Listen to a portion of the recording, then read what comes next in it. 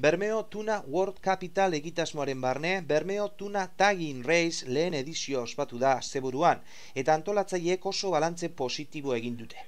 Bizkaiko Golkoko atun gorriaren markaketa elektronikoan Euskal Autonomia Erkidegoko 9 taldek hartu dute parte eta Astiko biologo taldea izan da atuna harrapaketa eta markaketa ikuskatzen.